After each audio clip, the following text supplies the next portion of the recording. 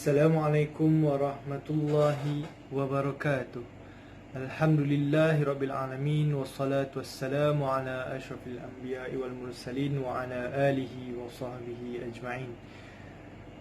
Bertemu kita pada perjumpaan yang pertama melalui sesi kelas online yang kita akan bincangkan untuk sepanjang SEM 5 ini adalah berkaitan dengan fiqh al-ibadah, fasa pertama ataupun bahagian pertama di dalam kelas fiqh yang ada pada kitab Al-Fiqhul Manhaji.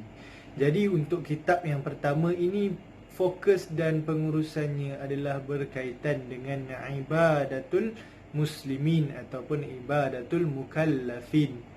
Okey, ibadatul muslimin ataupun ibadatul mukallafin ini kita akan bicarakan lebih panjang lagi pada hari ini berkaitan dengan pengenalan fiqh itu sendiri.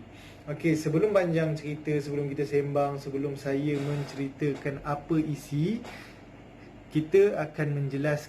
saya akan menjelaskan untuk kelas pertama ini keseluruhannya akan berbentuk tazkirah, yang mana saya akan ceritakan berkaitan pengenalan fiqh, dalil-dalil fiqh, apa itu kaitan fiqh dengan akidah, apa itu juga kepentingan fiqh, hukum ataupun hukum taklifi dan hukum wadai di dalam fiqh, dan juga yang terakhirnya kesyumulan ataupun fiqh itu meliputi bahagian ataupun aspek yang mana di dalam pengurusan diri seorang Muslim. Okey, sebelum kita masuk hari ini, saya nak kita mulakan kelas kita dengan bacaan Ummul Kitab Al-Fatihah.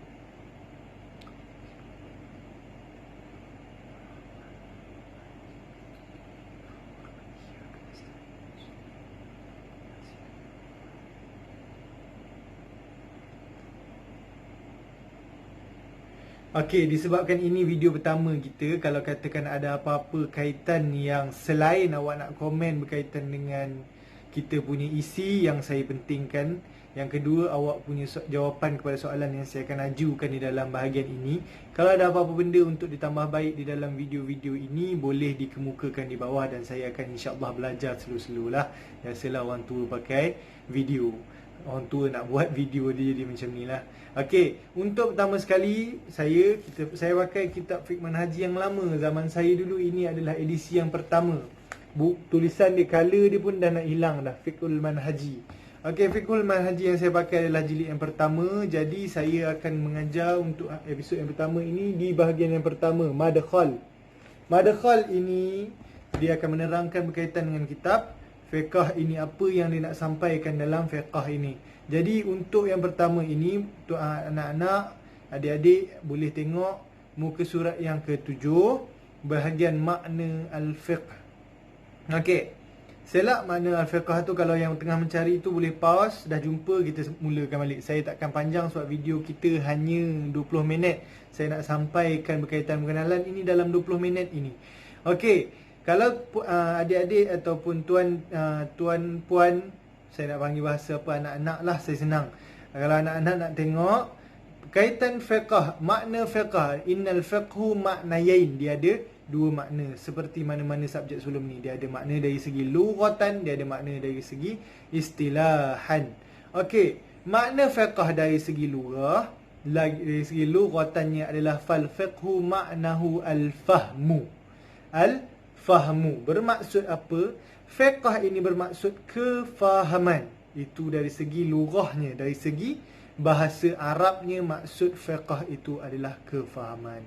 Okey, dia menggunakan di sebelah tu yuqal faqaha yafqahu ataupun fahima yafhamu, menunjukkan daripada fi'il madhi dan mudhari'nya. Kita tengok dalil yang ada pada bawah. Fama lihaula'il qaumi la yakaduna yafqahuna hadisa. Dia menunjukkan makna fiqh dari segi lughah dalam ayat Al-Quran, ada pada ayat-ayat yang di bawah ini. Ayat contoh yang dibagi apa dia? Ada satu kaum yang mana dia tidak mengenali ataupun dia hampir tak memahami apa yang kita ataupun apa yang Nabi Rasul sampaikan melalui nasihat dia. Fama, maka apa dia di antara mereka semua ini satu kaum yang bagi nasihat tentang mana pun dia tak faham. bagi nasihat macam mana pun dia tidak akan memahami nasihat tersebut. Ini contoh yafqahu yang diambil, yafqahuna haditha, tidak memahami, yafhamuna haditha. Dia nak menunjukkanlah dari segi luar. Jadi saya elaborate yang panjang-panjang pun tak ada guna. Ini sebab dari segi luar, lughah bahasa Arab sahaja. Sekarang kita masuk kepada makna ataupun ta'rif fiqh dari segi istilahan. Dari segi istilah, ada bawah ini selepas daripada dalil-dalil tersebut. Wa ammal ma'nal istilahi, pada muka surat 7 itu juga dia menunjukkan fal fiqhu yatlaqu ala amrain. Makna fiqh dari segi ulama fiqh dari segi istilahnya ada dua. Ada dua bentuk. Yang pertama dia mengatakan apa? Ma'rifatul ahkam asy-syar'iyyah al-muta'alliqah bi'a'malil mukallafin wa aqwalihim wal muktasibatu min adillatiha at-tafsiliyah. Mengatakan apa? Ma'rifah. Makna fiqh ini adalah mengenali hukum-hukum syariah yang berkaitan dengan a'malul mukallafin. Dia hukum-hukum syariah yang berkait rapat dengan orang-orang yang mukallaf. Kita akan cerita mukallaf ini apalah sebentar lagi.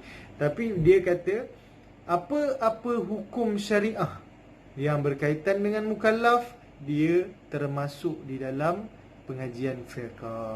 Dari segi mukallaf punya a'mal, dalam sini adik-adik ataupun anak-anak boleh tengok muta'alliqah bi a'malil mukallafin. Yang pertama dengan amalan-amalan awak, dengan amalan-amalan mukallafin. Yang kedua dia kata apa? Dengan qaul ataupun aqwalil mukallafin, dengan percakapan mukallafin ataupun kita biasa panggil tasbih, tahmid sebagainya itulah. Dan yang seterusnya dia ada selepas koma wal muktasibah min adillatiha at-tafsiliyah, dan berkait rapat ataupun disandarkan bercantum dengan dalil-dalil yang berada dalam bahagiannya. Okey, dalil-dalil yang ditunjukkan bawah ini adalah contoh-contoh dalil yang kita ambil dan kita jadikan hukum. Yang bawah ini dia mengatakan berkaitan dengan setiap perbuatan kita kena dimulakan dengan niat. Jadi untuk itu kelas pertama kita ambil inisiatif untuk tajdidun niat awak untuk mengenali fiqh ini, untuk memahamkan diri sendiri dan memahamkan keluarga awak berkaitan dengan hukum fiqh, insya-Allah. Okey, di bawah ni dia bertunjuklah innamal a'malu binniyat, tapi saya nak lajukan nombor 2 daripada muka surat 8. Nombor 2 dia ada, saya dah highlight dah ni zaman saya belajar dulu. Dia berkaitan dengan wasani al-ahkamus syar'iyyah nafsaha. Apa dia katakan? Hukum syariah itu sendiri. Tadi dia bercerita berkaitan dengan kaitan dia.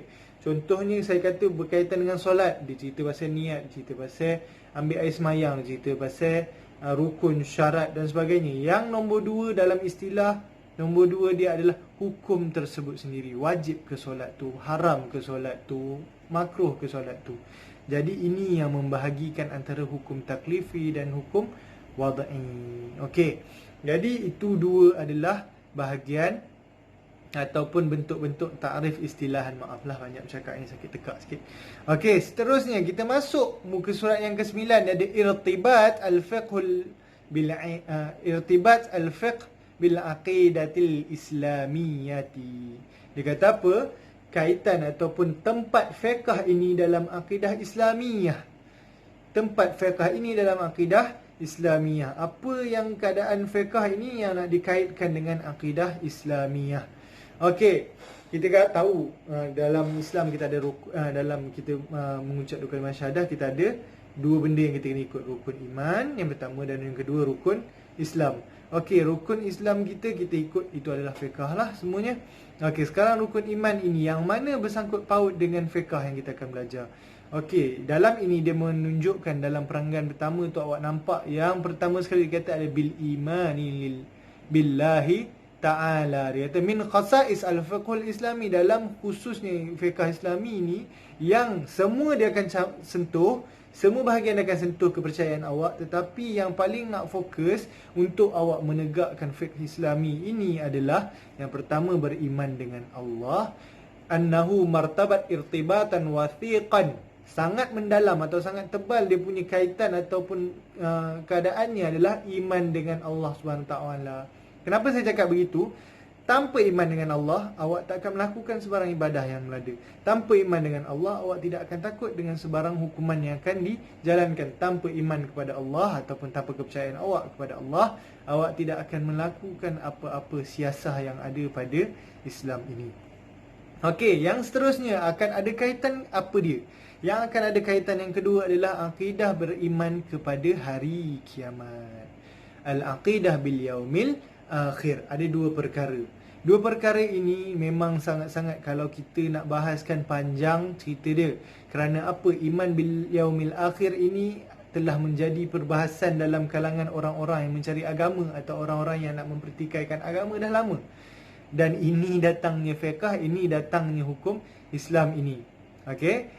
Kalau nak cerita pasal tu anak-anak ataupun tu kita akan sembang di tepi ataupun saya akan buat video yang khas lah. Kalau anak-anak nak dia bercerita berkaitan dengan pertikaian atheist atau pertikaian orang yang membahaskan tentang agama, kenapa perlunya ada kejahatan di muka bumi ataupun kenapa perlunya Tuhan mewujudkan kejahatan. Kalau perlu saya akan buat satu video tazkirah berkaitan dengan itu.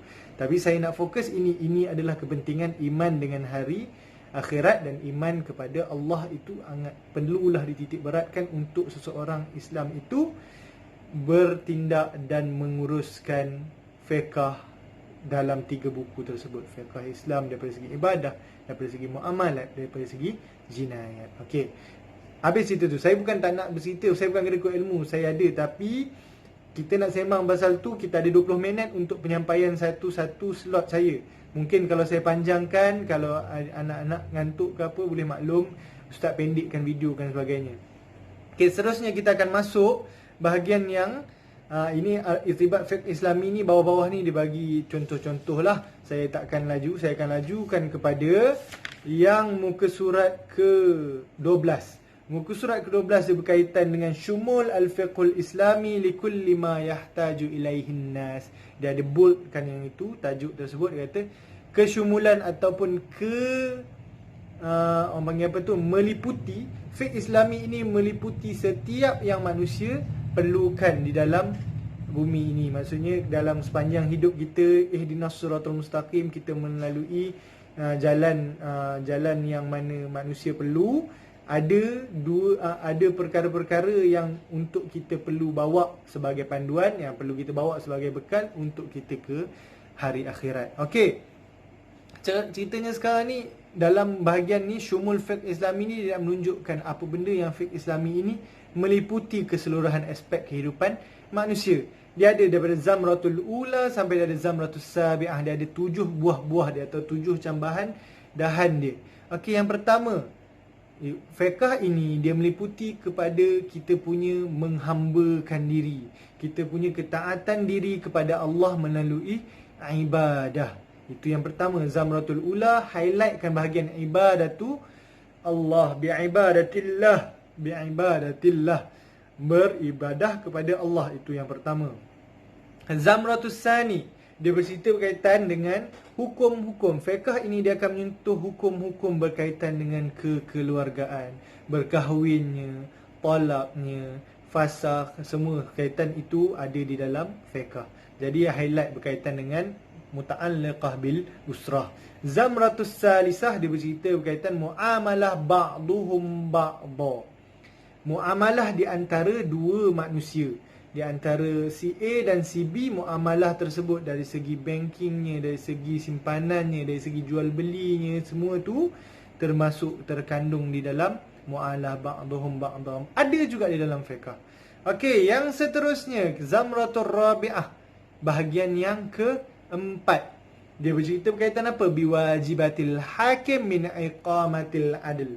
Okey, kewajipan seorang pentadbir, tak kisah hakim yang diletakkan ni boleh jadi ketua agama, boleh jadi ketua negara. Hakim mentadbir untuk menegakkan keadilan wa dafa'un zulum, dan mengangkat kezaliman. Contoh yang ada dalam bahagian ini, yang ada dalam fiqh adalah fiqh siasi, fiqh politik dan sebagainya. Okey, seterusnya yang kelima kita ada Zamratul Khamisah.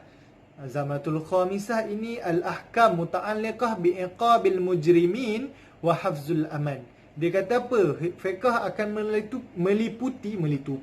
meliputi juga bahagian-bahagian akibat kepada pesalah. Orang-orang buat salah, orang-orang mencuri, orang-orang merompak, orang-orang membunuh, dia ada akibat dia di dalam fiqhul jinayat untuk menegakkan keamanan. Seterusnya Zamratus sadisah, alaqatu daulah al-islamiyah bidaulil ukhra. Antara hubungan satu negara Islam dan negara luar. Tak kisahlah negara luar atau negara Islam ataupun tidak Islam, semuanya ada digariskan atau dipandukan di dalam fiqh juga.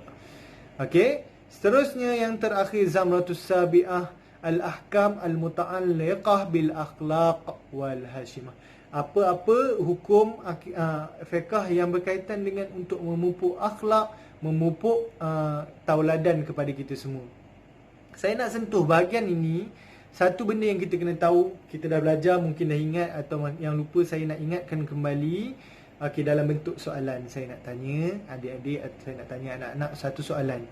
Nak lengkap seorang Islam itu kena ada 3 perkara. Okey, kena ada 3 perkara. Yang satunya fiqh, lagi 2 dia apa? Baru melengkap satu-satu hidup manusia ataupun hidup seorang Muslim tersebut. 3 perkara ini kena bersaling kait, baru jadilah seorang itu Muslim yang sempurna imannya, sempurna perbuatannya dan sempurna segalanya. Okey, tak apa, yang itu boleh tulis dalam komen nanti apa jawapan kepada soalan tersebut. Okey, saya nak highlight dalam 77 zamrah ini atau 77 cambahan ini, syumul fiqhul islami ini dia meliputi setiap aspek kehidupan kita dari bangun tidur sampai dah tidur balik. Tapi satu benda yang saya nak highlight, dah 16 minit, 17 minit, saya kena lajukan. Kalau ada apa-apa soalan boleh tanya dalam bahagian komen. Okey, kalau anak-anak nak tahu, dia menceritakan ada 7 cambahan, tetapi satu cambahan sahaja yang kita akan bincangkan ataupun kita akan bicarakan pada kelas 1 semester ini adalah cambahan yang pertama, Zamratul ula, al-ahkam al-muta'alliqah bi'ibadatillah min wudu' wa salatin wa siyamin wa zakatin wa hajjin wa ghairi zalik. Ini sahaja yang kita akan bincangkan. Okey, 1 semester ni dalam 7 cambahan ini, masih panjang lagi perjalanan antunna untuk sampai kepada ke-7 cambahan ini, dan ambil masa untuk faham apa-apa benda yang awak pelajari, bukan hanya untuk peperiksaan tetapi untuk dunia luar yang mendatang sebagai kita pemimpin dalam kalangan Islam, insya-Allah. Okey, saya Bibil nanti dia akan jadi panjang. Seterusnya kita masuk kepada bawah ni, dia menceritakan mura'atul fiqhil islami yasar wa raf'ul haraj.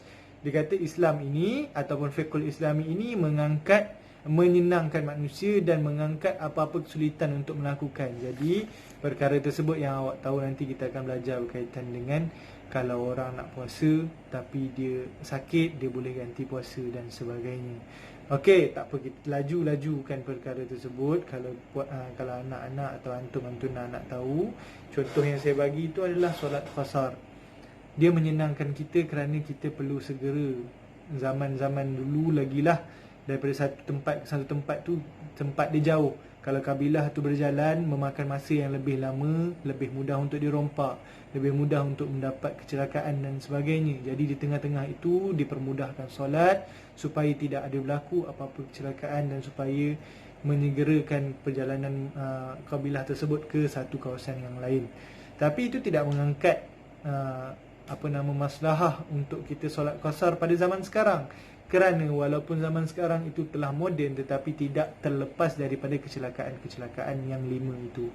Sama ada hifzul din, hifzul aqal, hifzul nasal, hifzul mal wa hifzul nafs.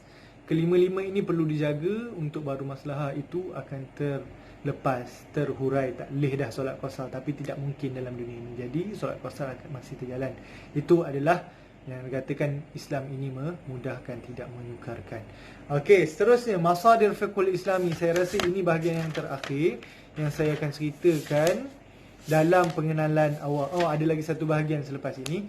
Okey, masadir fiqhul islami. Mana yang ulama-ulama fiqh ambil sebagai sumber rujukan untuk setiap hukum yang ingin dikeluarkan. Okey, sumber rujukan yang awak tahu kalau awak belajar PSI Form 5 dulu, dia ada 2 bahagian. Yang pertama adalah hukum fiqh. sumber-sumber yang tidak yang disepakati, dan yang kedua, satu sumber-sumber hukum yang disepakati, dan yang kedua sumber-sumber hukum yang tidak disepakati. Okey, kalau anak-anak nak tahu, dalam fiqh dia ada perbahasan usul fiqh dan qawaid al-fiqhiyah. Jadi untuk anak-anak nak tahu, usul fiqh ini bertujuan untuk membahaskan perkara-perkara datangnya hukum asal kepada fiqh. Datangnya inilah masadir fiqhul islami ini. Ada 4. Yang pertama, masadir fiqhul islami yang pertama adalah Al-Quran. Okey, Al-Quran itu sebagai sumber rujukan yang pertama. Kalau ada dalam dia, tak cari dah yang kat bawah ni. Okey, tapi kalau ada yang bawah ini menyokong, lagi kuat. Okey, yang kedua selepas Al-Quran adalah As-Sunnah ataupun hadis. Hadis ataupun sunnah ini menjadi masdar yang kedua di dalam perlembagaan ataupun pelaksanaan hukum-hukum syariah. Yang ketiga, tak ada dalam Quran, tak ada dalam hadis, kita nak cari apa? Tak ada dalam Quran, tak ada dalam hadis, kita akan cari tempat dia. Yang ketiga adalah Al-Ijma'. Yang ketiga adalah Al-Ijma'. Ijma' itu kalau zaman dulu dia ada ijma' sukuti, dia ada ijma' sukuti, dia ada keadaan yang ijma' ramai-ramai. Okey, kalau ijma' yang ramai ini maksudnya apa? Ijma' itu konklusi daripada satu persidangan antara ulama' yang membahaskan berkaitan, okey, ini adalah jawapan kepada masalah-masalah yang ditimbulkan. Okey, dalam ni kita tengok ijma' ini, Quran sunnah saya pasti awak dah jelas. Sekarang kita tengok bahagian ijma'. Ijma' maknahu ittifaq jami'il ulama al-mujtahidin min ummatin sayyidina Muhammad fi asar minal usur ala hukumun syar'iyyun. Okey, situ penerangan ringkas dia. Kesepakatan ataupun pelaksanaan itu disepakati oleh keseluruhan jami'ul ulama al-mujtahidin. Ijtihad itu akan ada nantilah ijtihad setiap ulama, tetapi pada satu-satu hukum telah disepakati oleh semua ulama daripada satu zaman. Bukannya dia mengikut setiap zaman. Pada satu zaman tersebut telah disepakati hukum dia akan terlaksana pada zaman tersebut. Maafkan saya. Okey, seterusnya dia kata apa? Faiza ittafaqa haula'il ulama. Jadi kalau dah ittifaq ulama tersebut ada dan hukum tersebut masih layak digunakan, boleh terus digunakan pada zaman sekarang. Okey.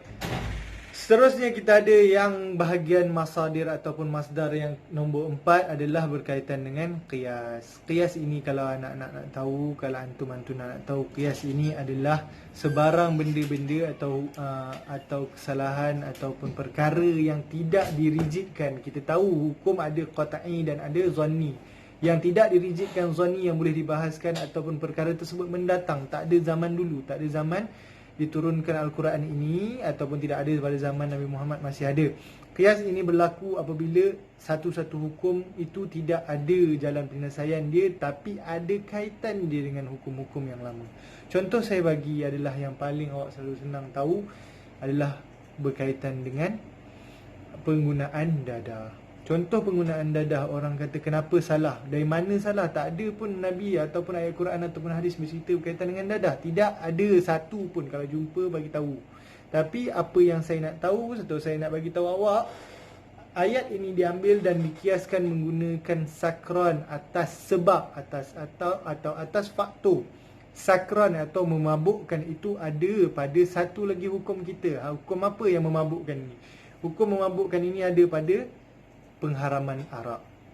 Okey, jadi pada pengharaman arak ada hukum mabuk ni. Jadi disebabkan benda yang memabukkan itu menyebabkan arak itu haram, arak itu menjadi satu benda yang disingkirkan. Jadi apa-apa sahaja perkara yang memabukkan dengan sengaja, bukan tak sengaja, dengan sengaja adalah haram. Kiasnya diambil, dadah itu mengambil kias mabuknya hukum arak tersebut. Okey, datangnya di sini. Sekejap saya akan bahaskan balik berkaitan dengan hukum yang terakhir ini. Bahagian terakhir dalam pengenalan fiqh. Okey, kalau awak nak tahu, awak tengok muka surat yang ke-22. Dia ada berkaitan ta'rif bi ba'dil mustalahat al-fiqhiyah. Ada dalam ni diceritakan panjang-panjang. Ada fardu ain, ada fardu kifayah dan sebagainya. Saya nak bercerita dengan awak. Kita dah bahagikan perkara ini kepada dua bahagian. Hukum taklifi, maafkan saya, hukum taklifi dan yang kedua hukum wada'i. Hukum taklifi, kalau anak-anak nak tahu, hukum taklifi ini ada 5. Dia jatuhnya kepada 5 perkara. Yang pertama wajib, yang kedua makruh, wajib kepada makruh, wajib, yang keduanya sunat, yang ketiganya harus, yang keempatnya makruh, yang kelimanya haram. Hukum taklifi dalam fiqh ada 5 perkara ni je, tak akan ada hukum 5 ini adalah hukum taklifi. Sekarang apa yang kita nak bahaskan adalah bahagian yang sebelah ini, yang saya sebut tadi sebagai hukum wada'i. Hukum wada'i di dalam mana-mana mazhab ataupun dalam mazhab fiqh yang 4, jumhur bersetuju bahawa hukum wada'i ada 3 perkara. 3 perkara, yang pertama adalah sabab, yang kedua adalah syarat, dan yang ketiga adalah mani'. Okey, Ustaz, ada lagi bahagian-bahagian hukum yang lain? Ada bahagian-bahagian hukum yang menceritakan berkaitan dengan hukum wada'i? Ya, ada. Hukum wada'i keseluruhannya ada 7, tetapi 3 perkara ini tidak ada sangkalan di dalamnya. Ada yang lagi 4 ini, ada yang ulama-ulama menambah dari segi sah dan batalnya sesuatu hukum tersebut, dan dari segi azimah dan rukhsahnya sesuatu hukum tersebut. Jadi kalau nak dilabelkan untuk hukum wada'i, secara keseluruhannya ada 7. Yang pertama, membicarakan berkaitan dengan sebab datangnya hukum. Yang kedua, membicarakan berkaitan dengan syarat-syarat hukum tersebut nak laksana. Yang ketiga, berkaitan dengan mani' ataupun tegahan ataupun larangan sesuatu hukum itu terlaksana. Seterusnya kita ada sah ke hukum tu ataupun batal ke hukum tersebut. Yang keenam, kita ada azimah hukum tersebut. Dan yang ketujuh, kita ada rukhsah hukum tersebut. Azimah ini adalah kelebihan hukum tersebut, dan yang ketujuh itu adalah rukhsah hukum tersebut datangnya dari bentuk macam yang saya cakap tadi berkaitan dengan solat qasar. Okey, setiap perkara ini dibahaskan untuk menjadi hukum. Dan yang belah sini hukum taklifi itu adalah berkaitan dengan awak punya hukum tersebut, sama ada wajibnya, sunatnya ataupun sebagainya. Jadi katakan yang kita nak tahu tadi, contoh saya bagi yang berkaitan dengan sakran tadi. Disebabkan pada hukum wada'i ada mendatangkan sebab mabuk, maka hukum dia berkait dengan hukum taklifi arak haram. Boleh faham tak saya tunjuk? Okey, belah sini, anggarkan belah sini ada drug ataupun dadah. Okey, tengah ini punca dia, sebab hukum wad'inya adalah dikaitkan dengan sebabnya mabuk. Belah sini hukum taklifinya adalah haram, dan haram itu adalah arak. Jadi relationnya itu adalah sebegitu rupa, disebabkan belah sini arak haram. Jadi hukum taklifi untuk dadah tersebut pun disebabkan ada sebabnya, datanglah haram. Jadi itu adalah berkaitan ataupun benda-benda pengenalan fiqh yang anak-anak perlu tahu. Dan saya pun nampak dah jam tu dah lebih pada waktu yang sepatutnya kita letakkan 20 minit. Tapi dah sampai 27 minit. Jadi untuk akhir video ini, saya akan tangguh untuk video yang kedua, part 2. Akan ada part 2 video hari ni. Dan yang itu saya akan pakai whiteboard. Ini dalam pejabat tak ada whiteboard, jadi saya tak boleh nak guna whiteboard. Bahagian kedua nanti kita akan masuk taharah. Saya akan jelaskan, saya akan terangkan, saya akan guna whiteboard. Jadi untuk itu saya tangguhkan untuk kelas yang kedua, insya-Allah.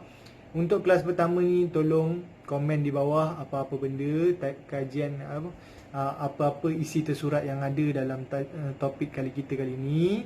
Yang keduanya, awak tulis komen di bawah jawapan kepada soalan yang saya tanya tadi. Dan yang ketiga, segala perkara yang awak tulis, komen dan jawapan awak itu saya akan anggap sebagai markah berterusan sepanjang semester ni. Dan yang terakhir, awak boleh tambah komen. Tolong jangan cantum buat komen yang baru kalau awak nak tanya apa-apa soalan berkaitan dengan tajuk ni. Dan juga kalau awak nak yang saya punya tadilah, saya bercerita berkaitan dengan source of evil tadi, satu benda yang etis selalu pertikaikan tersebut. Okey, kalau tak ada apa-apa, saya minta diri kita tangguh kelas kita dengan tasbih kafarah dan suratul Subhanakallah. Assalamualaikum warahmatullahi wabarakatuh.